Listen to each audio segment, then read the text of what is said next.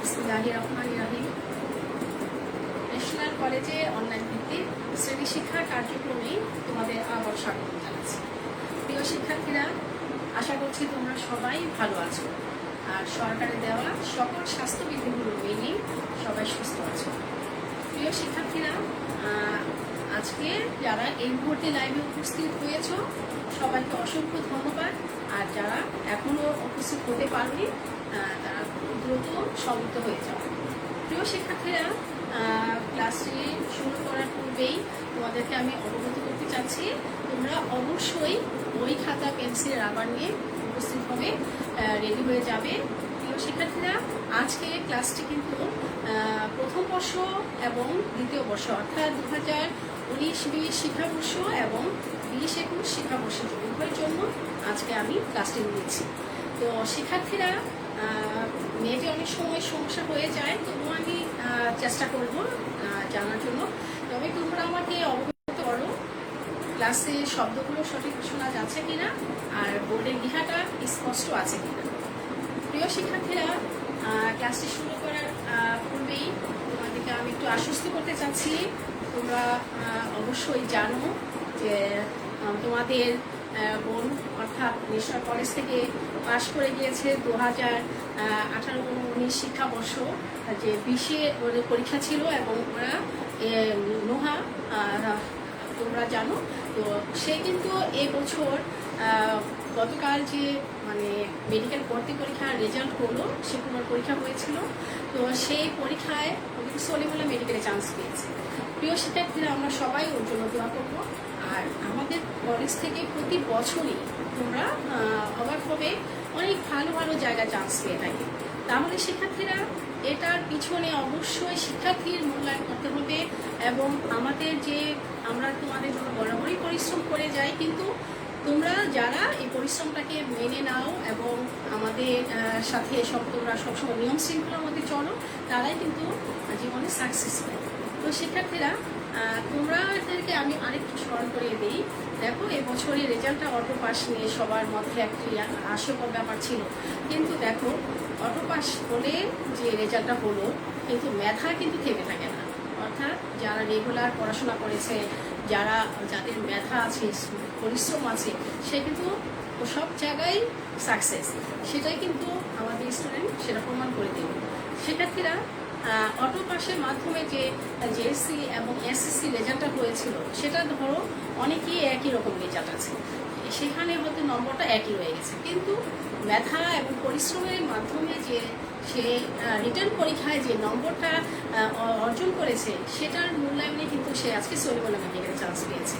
তো শিক্ষার্থীরা, আমি তোমাদেরকে এর মাধ্যমেই ক্লাস শুরু করার পূর্বেই তোমাদেরকে আমি একটু স্মরণ করে দিতে চাই, সেটা হচ্ছে তোমরা কিন্তু সবাই পড়াশোনাটা মন দিয়ে করো, সময়ের কাজটা সময় করো।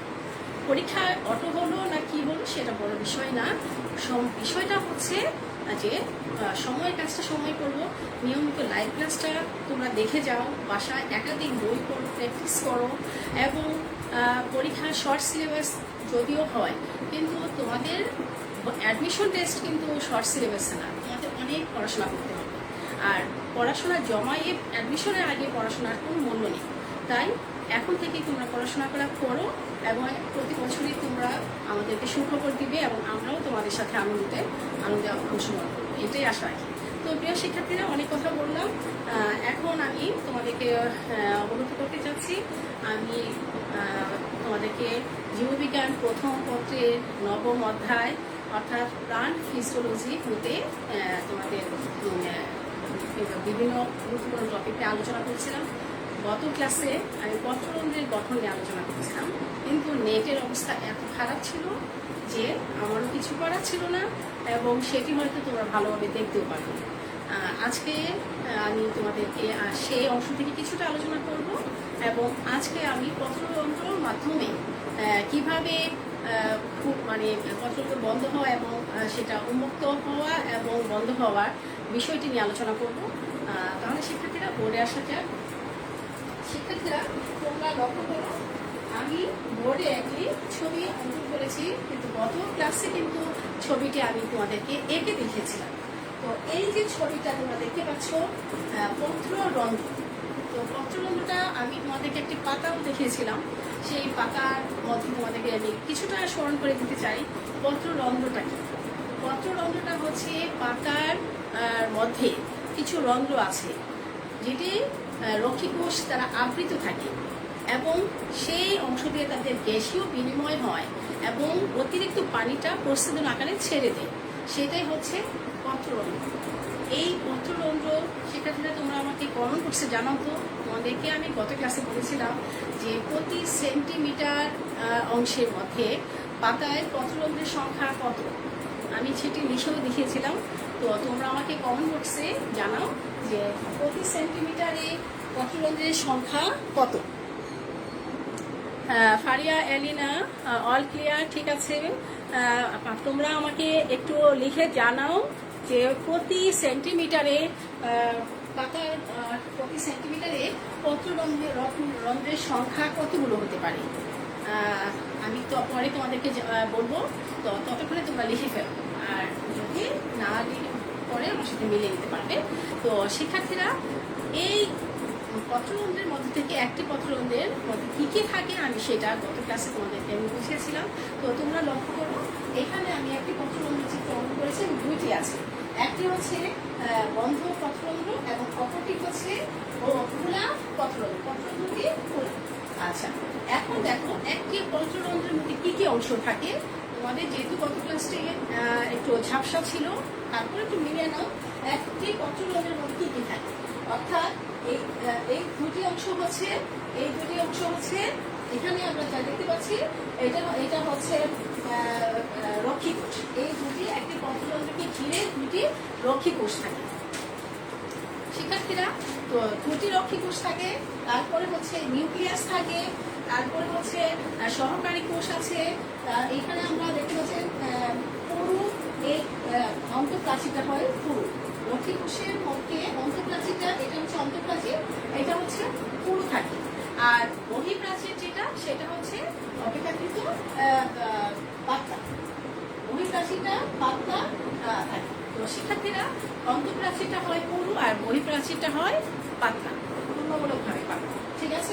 আর থাকে হলো হরমোন সাইটোপ্লাজম থাকে, আর আছে এখানে শ্বেতসার দানা থাকে, সহকারী কোষ থাকে। মোটামুটি এই অংশগুলো নিয়ে এক একটি পত্ররন্ধ্র গঠিত হয়। প্রিয় শিক্ষার্থীরা, তাহলে এখন আমি পত্ররন্ধ্র খোলা এবং বন্ধ হওয়ার বিষয়টি নিয়ে আলোচনা করছি। তো তোমরা লক্ষ্য করো, সেক্ষেত্রে তোমরা দেখো পত্ররন্ধ্র খোলা এবং বন্ধ হওয়ার বিষয়টি তোমরা একটু লক্ষ্য করো। তো আমি পত্ররন্ধ্র খোলা বন্ধ হওয়ার বিষয়টি কিসের উপর নির্ভর করছে? পত্ররন্ধ্রীয় প্রচ্ছেদনের মধ্যে সবচেয়ে উপযোগী অংশ হলো এই পত্ররন্ধ্র। তোমরা মনে রাখবে পত্ররন্ধ্রীয় প্রচ্ছেদনগুলো যে হয়, তোমাদেরকে আমি আরো বলেছিলাম যে পত্ররন্ধ্রের সংখ্যাটা কি তোমরা লিখতে পেরেছো শিক্ষার্থীরা? হ্যাঁ, 10,000 থেকে 60,000। আফরিন করিম, হ্যাঁ তোমার উত্তর সঠিক হয়েছে, 1000 থেকে 7,000। আচ্ছা শিক্ষার্থীরা, হ্যাঁ আফরিন করিম তোমাকে অসংখ্য ধন্যবাদ, তুমি লিখতে পেরেছো। গত ক্লাসে তুমি মনোযোগ ছিলে। তো শিক্ষার্থীরা, আমি আরো কিছু ফাঁকি ফাঁকি প্রশ্ন তোমাদেরকে ধরবো এবং সেই প্রশ্ন উত্তরগুলো কিন্তু তোমাদেরকে দিতে হবে। তো শিক্ষার্থীরা, তোমরা আমাকে এখন অবগত করো।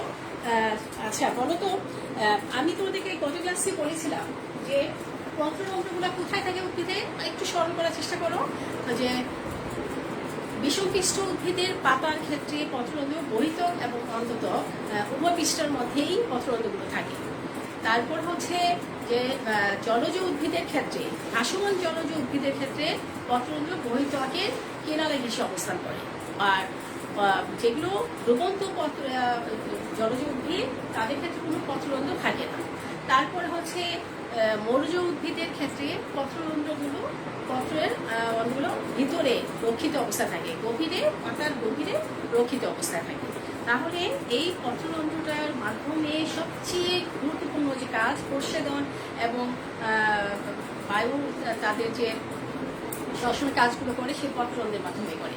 তাহলে এই পত্ররন্ধ্র দিয়ে উদ্ভিদের গুরুত্বপূর্ণ কাজগুলোর মধ্যে একটি হচ্ছে প্রস্বাদন প্রক্রিয়া, অর্থাৎ পত্ররন্ধ্র প্রস্বাদনটা হচ্ছে সবচেয়ে বেশি গুরুত্বপূর্ণ। তা কিভাবে হচ্ছে মেন হচ্ছে রক্ষীকোষ দ্বয়ের মধ্যে যে পত্ররন্ধ্র সংগ্রহ থাকে, এই রক্ষীকোষটা শিক্ষার্থীরা তোমরা লক্ষ্য করো, এই যে এখানে রক্ষীকোষ আছে, এই রক্ষীকোষের মাধ্যমেই কিন্তু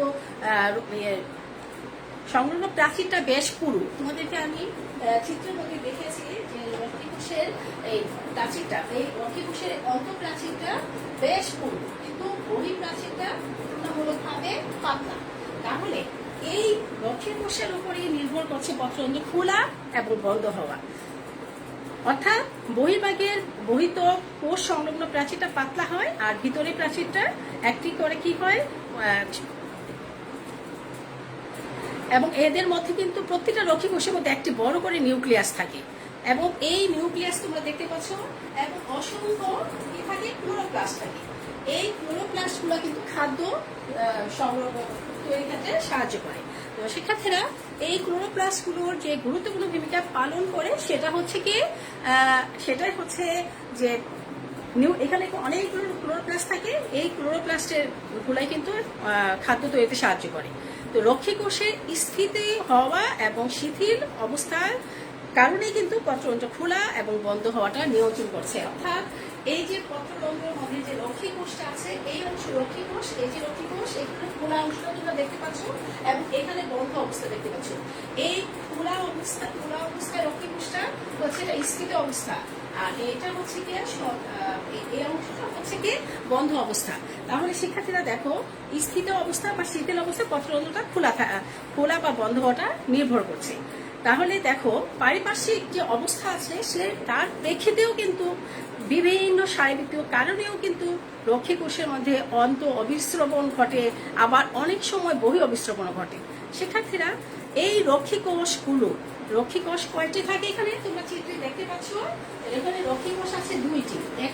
প্রতিটা পত্ররন্ধ্রের মধ্যে রক্ষীকোষ থাকে দুইটি। তাহলে তোমরা লক্ষ্য করো, প্রতিটা পত্ররন্ধ্রের মধ্যে রক্ষীকোষ আছে কয়টি? দুইটি। এই দুটি করে যে রক্ষীকোষ থাকে, এই রক্ষীকোষগুলো কি করছে, পত্ররন্ধ্র খোলা এবং বন্ধ হওয়ার গুরুত্বপূর্ণ কাজ করছে। পারিপার্শ্বিক অবস্থার প্রেক্ষিতে শারীরবৃত্তীয় কারণে এই রক্ষীকোষের মধ্যে অন্ত অবিস্রবণ ঘটে, আবার কখনো বহি অবিস্রবণ ঘটে। তো শিক্ষার্থীরা, এই যে রক্ষীকোষগুলো আছে তার পার্শ্বস্থ যে বহিঃত্বক কোষ আছে, সেই কোষ হতে অন্ত অবিস্রবণ প্রক্রিয়ায় পানিটা তারা কি করে শোষণ করে, এবং ফলে এটি স্ফীত হয়। তো স্ফীত যখন হয় তখনই এই পত্ররন্ধ্রটা খুলে যায়। তো আমি আবারও বলছি, তোমরা লক্ষ্য করো, আমি কথাটা আবারও বলছি, রক্ষীকোষদ্বয় পার্শ্বস্থ যে বহিঃত্বক আছে, সেই বহিঃত্বকের কোষ হতে অন্ত অবিস্রবণ প্রক্রিয়ায় পানিটাকে শোষণ করে নেয়। অন্ত অবিস্রবণ প্রক্রিয়ায় পানিটাকে যখন শোষণ করে নেয়, তখনই কি হয়, রক্ষীকোষটা স্ফীত হয়। তো শিক্ষার্থীরা, আবার কিভাবে এটা সংকুচিত হয় সেটাও তোমরা চিত্রে একটু লক্ষ্য করো। আমি আবার তোমাদেরকে স্মরণ করে দিতে যাচ্ছি। তো দেখো, ফলে কি হয়, যখন এটা স্ফীত হয় তখন এই যে রন্ধ্রটা আছে, রন্ধ্র সংলগ্ন কোষ প্রাচীরটা তখন পুরু হয়ে যায়, আর সেলুলোজগুলো, মাইক্রোফাইব্রিলগুলো সেখানে আড়াআড়িভাবে অবস্থান করে বলে সেখানে হয় কিভাবে, এই রক্ষীকোষটা তখন বিন্যস্ত থাকে, সেখানে উল্টো দিকে এটা বেঁকে যায়, আর এই উল্টো দিকে বেঁকে যায় বলে রন্ধ্রটা খুলে যায়।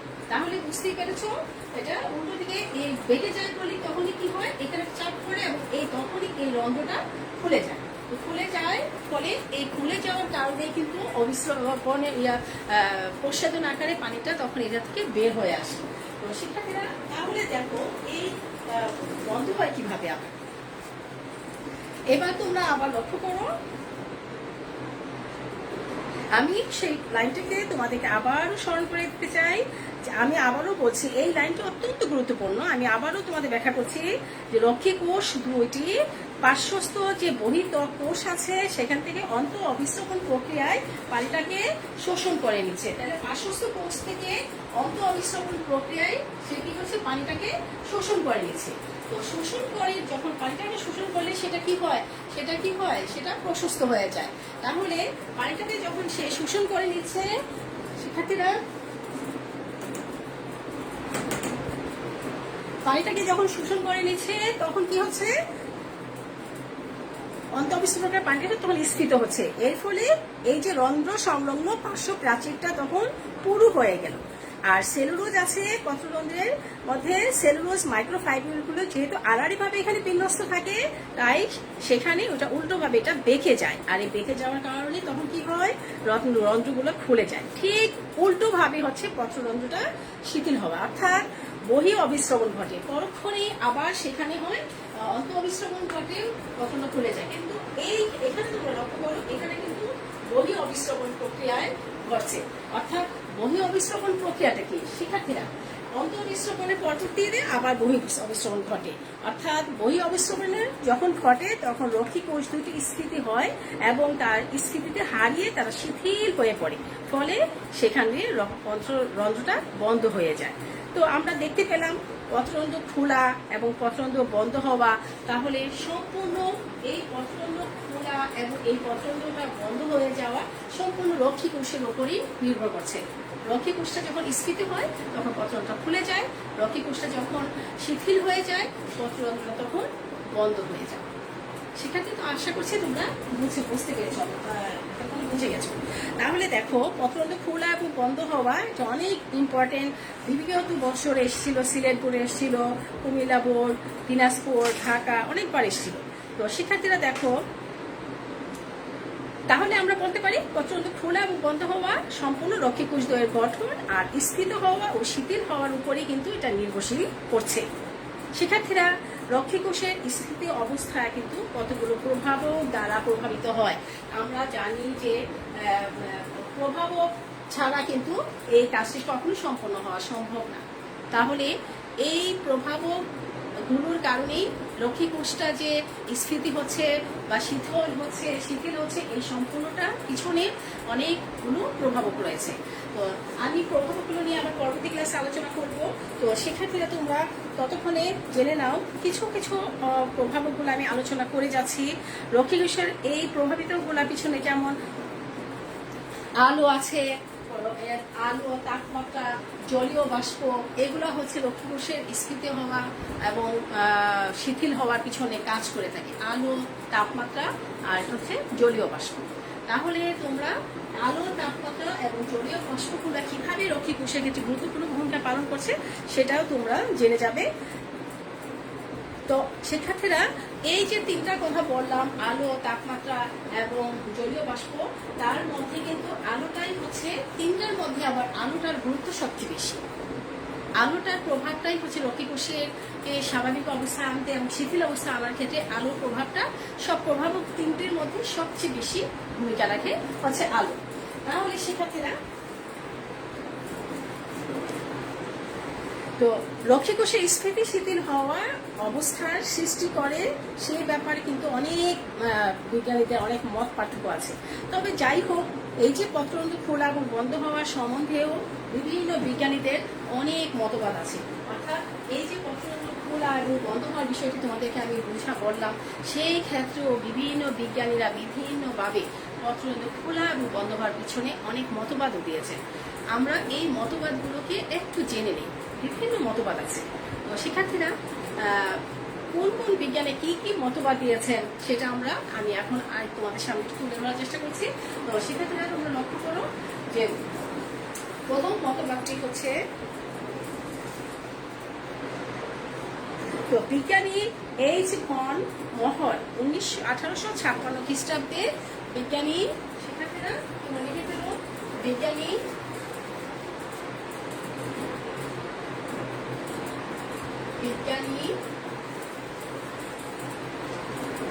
এইচ ভন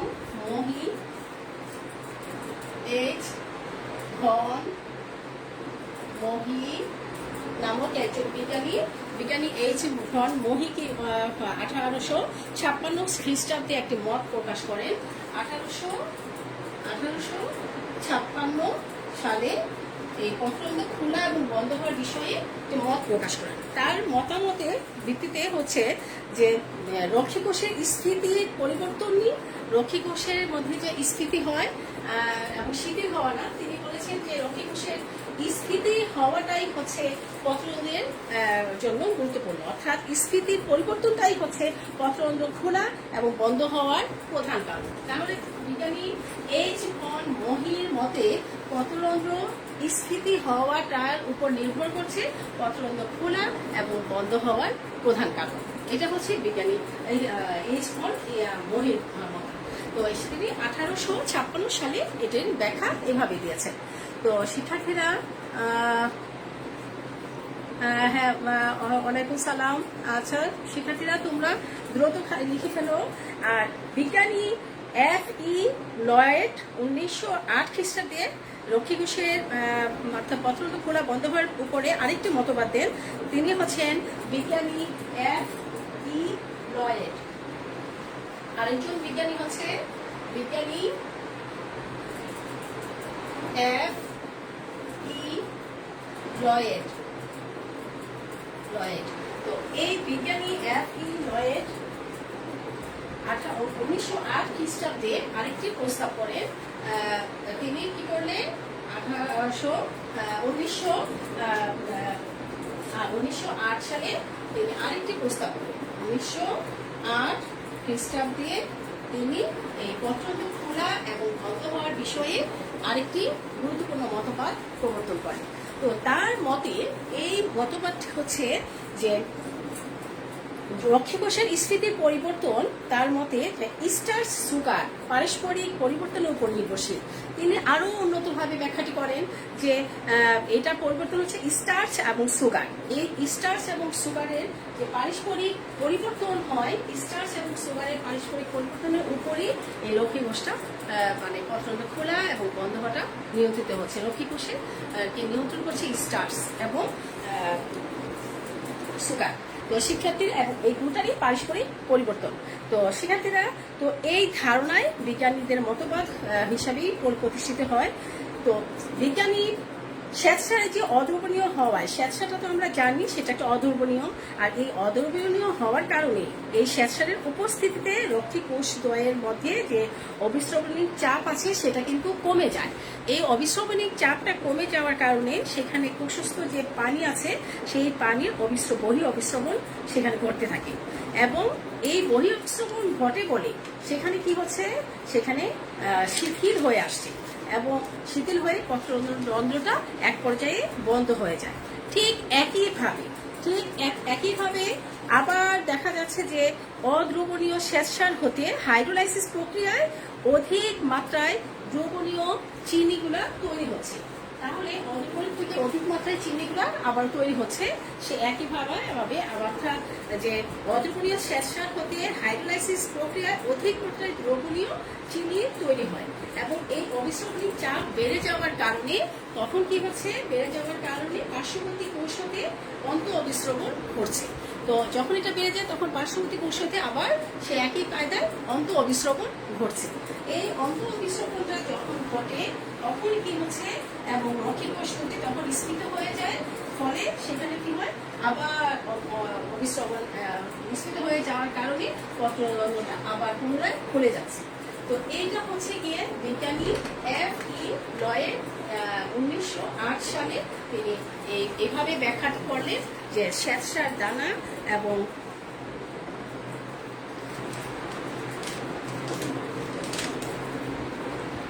তিনি এইভাবে ব্যাখ্যা করলেন স্টার্চ এবং স্বেচ্ছার দানার উপর ভিত্তি করে। তো শিক্ষার্থীরা তো কোনো প্রজাতির উদ্ভিদের মধ্যে আমরা আবার দেখতে পাচ্ছি যে লক্ষ্মী কোষের মধ্যে কোনো ক্লোরোপ্লাস্ট থাকে না, অথচ সেখানেও কিন্তু পত্ররন্ধ্র পূর্ণ মাত্রায় কর্মক্ষম থাকে। তো কাজে আমরা বলতে পারি পত্ররন্ধ্র খোলাতে স্টার্চের কোনো ভূমিকা থাকার কথা নয়। যেহেতু ক্লোরোপ্লাস্টই থাকে না, তাহলে পত্ররন্ধ্র খোলার ক্ষেত্রে বা লক্ষ্মী কোষের কোনো খোলার ক্ষেত্রে আমরা বলতে পারি যে স্টার্চের এখানে গুরুত্বপূর্ণ ভূমিকা, আমরা স্টার্চের যে কোনো গুরুত্বপূর্ণ ভূমিকা আছে সেটা কিন্তু থাকার কথা নয়। এইভাবে বিজ্ঞানী E.F. লয়েড যে 1908 সালে ব্যাখ্যা করে সেটি আমি তুলে ধরলাম। তো শিক্ষার্থীদের আরেকটি ব্যাখ্যা তোমরা জেনে রাখো, বিজ্ঞানী সাইয়ের মতে ব্যাখ্যাটি আমি আরেকটু তোমাদেরকে ক্লিয়ার করবো। এখন বিজ্ঞানী সাইয়ের মতে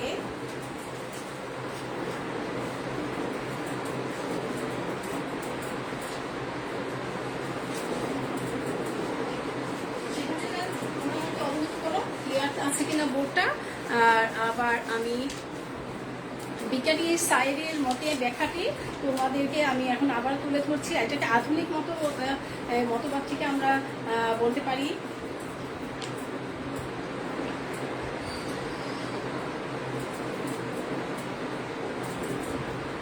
তো এটাকে আধুনিক মতবাদ হিসাবে আমরা বলতে পারি। লবণ পরিশোষণের ক্ষেত্রে তো বিজ্ঞানী সায়েরের মতবাদটা হচ্ছে, বিজ্ঞানী সায়েরি অত্যন্ত চমৎকার ভাবে আরেকটি মতবাদ দিয়েছেন, সেটা হচ্ছে সায়েরি মতবাদ। বিজ্ঞানীর অর্থাৎ আয়ন পত্রন্ত্র খোলা এবং বন্ধ হওয়ার পিছনে বিজ্ঞানী সায়েরির মতবাদটি আমরা একটু জেনে নিচ্ছি। তো সায়েরি কি করেছেন বিজ্ঞানী, তিনি শ্বেতসার ও চিনির আন্তঃপরিবর্তনে যে কোষ রসের মধ্যে পিএইচ আছে, এই পিএইচ এর জন্য, তার তারতম্যের জন্য, এই পিএইচ এর তারতম্যের জন্যই ঘটে, সেটি তিনি ব্যাখ্যা করেন। অর্থাৎ বিজ্ঞানী সাইরে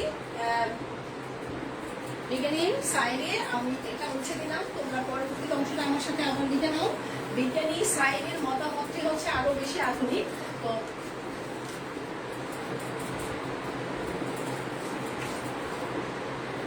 বিজ্ঞানী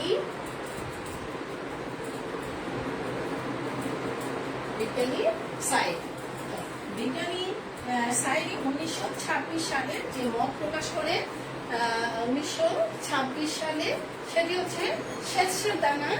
তার মতে যে শ্বেতসার ও চিনির আন্তঃপরিবর্তন হয় এবং শ্বেতসার ও চিনির আন্তঃপরিবর্তন হয় এবং এই পরিবর্তন হওয়ার কারণেই পত্রন্ত্র খোলা এবং বন্ধ হওয়াটা নির্ভর করছে।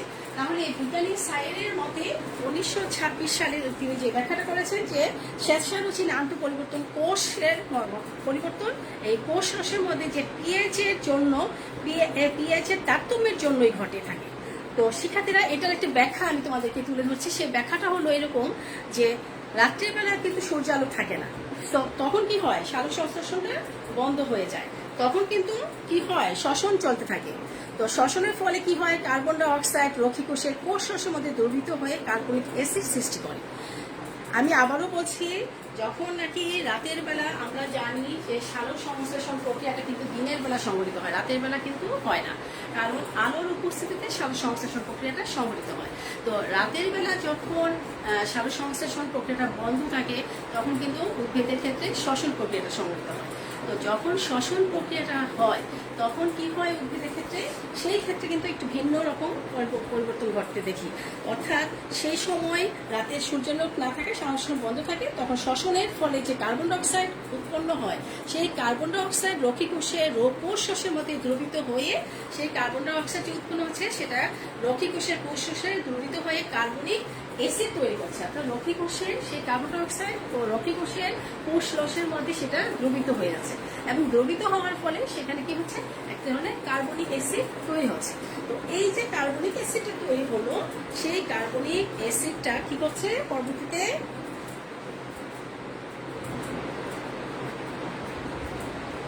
সেটা কিন্তু এই সৃষ্টি করে বলে পিএইচটা কমে যায়। অর্থাৎ পিএইচটা পিএইচ 5 হয়ে যায়। অর্থাৎ স্বাভাবিক অবস্থায়, স্থিত অবস্থায় কিন্তু পিএইচটা 7 পর্যন্ত থাকে, কিন্তু সেটা পিএইচ 5 হয়ে যায়। ফলে কোষরসের পিএইচ যখন কমে যায়, তখন কোষস্থ দ্রবণীয় চিনিটা অদ্রবণীয় শ্বেতসারে পরিণত হয়। শিক্ষার্থীরা, এই রক্ষী কোষে অদ্রবণীয় শ্বেতসার যখন জমা হয়, এই জমা হলে পানির মধ্যে বহি অবিশ্রবণ ঘটে, তাই রক্ষী কোষের স্থিতিটা হারিয়ে যায়, ফলে আবার পত্ররন্ধ্র বন্ধ হয়ে যায়। এটা হচ্ছে বিজ্ঞানী সায়েরের মতে। তো দিনের বেলায় সূর্যালোকের কারণে আবার সালোক সংশ্লেষণ যখন শুরু হয়, তখন কিন্তু কোষরসের মধ্যে যে দ্রবীভূত কার্বন ডাই অক্সাইডটা আছে, কোষরসের এই দ্রবীভূত কার্বন ডাই অক্সাইডটা তখন ব্যবহৃত হয়, তখন আবার পিএইচ এর মাত্রাটা বেড়ে যায়। অর্থাৎ পিএইচ এর মাত্রাটা যখন কমে যায়, তখন পিএইচ এটা হলো কমে যাওয়ার সময় পিএইচ এটা 5 থাকে, কিন্তু যখন মাত্রাটা বেড়ে যায় তখন হয় পিএইচ 5 থেকে বেড়ে এটা হয় 7। এই হচ্ছে, তাহলে আমরা জেনে নিলাম কি, যে দিনের বেলা যখন সূর্যালোকের উপস্থিতিতে সালোক সংশ্লেষণটা আবার যখন শুরু হয়, তখন কোষ রসের মধ্যে দ্রবীভূত এই কার্বন ডাই অক্সাইডটা আবার ব্যবহৃত হয়, ফলে পিএইচটা আবার বেড়ে যায় এবং সেটা 5 থেকে 7 হয়। তাহলে কোষ রসের মধ্যে পিএইচ বেড়ে গেলে অদ্রবণীয় শ্বেতসারকে পুনরায় আবার সেই দ্রবণীয় চিনিতে পরিণত করে। ফলে কি হয়, অন্ত অবিস্রবণ প্রক্রিয়ায় পার্শ্ববর্তী কোষে আবার পানিটা রক্ষীকোষে প্রবেশ করে, তাই রক্ষীকোষটা আবার সেই স্থিত হচ্ছে। তাহলে এর ফলে আবার রক্ষীকোষটা স্থিত হচ্ছে। তো আমরা দেখতে পেলাম যে বিভিন্ন বিজ্ঞানীরা বিভিন্নভাবে পত্ররন্ধ্র স্থিত হওয়া এবং শিথিল হওয়াটা সুন্দরভাবে ব্যাখ্যা দিয়েছেন এবং প্রতিটাই যুক্তিসঙ্গত। তো শিক্ষার্থীরা, এখন আমি এই বিজ্ঞানী সেয়ারের 1926 সালে যে মতপত্র দিয়েছেন সেটার আলোকেই তোমাদেরকে ব্যাখ্যাটা করলাম। তখন কি হয়, অন্ত অবিস্রবণটার ফলে পার্শ্ববর্তী কোষে পানিটা আবার রক্ষীকোষ প্রবেশ করে আর রক্ষীকোষটা স্থিত হয় এবং পত্রটা খুলে যায়। তাহলে আমি এই ব্যাখ্যাটিকে একটি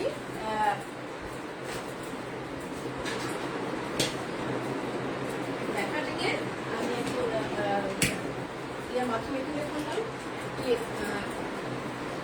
বিক্রিয়ার মাধ্যমে আমি ব্যাখ্যাটিকে তোমাদের সামনে তুলে ধরলাম। তোমরা লক্ষ্য করো, বিক্রিয়াটি হচ্ছে এখানে তোমরা দেখাতে পারো অদ্রবণীয় স্বেচ্ছার, অদ্রবণীয়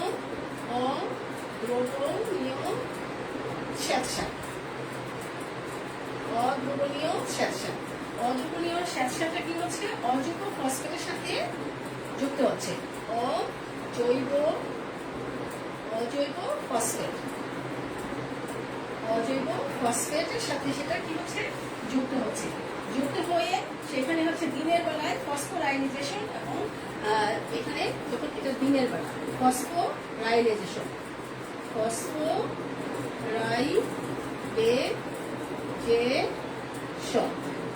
এই ফসফোরাইলেশনটা কখন হচ্ছে, দিনের বেলা, এটা হচ্ছে দিনের বেলার ক্ষেত্রে এই ফসফোরাইলেশনটা কি করছে, এখানে আলো আর পিএইচ 7 হচ্ছে, অর্থাৎ আলো তারপরে হচ্ছে পিএইচ 7, আলো প্লাস পিএইচ 7।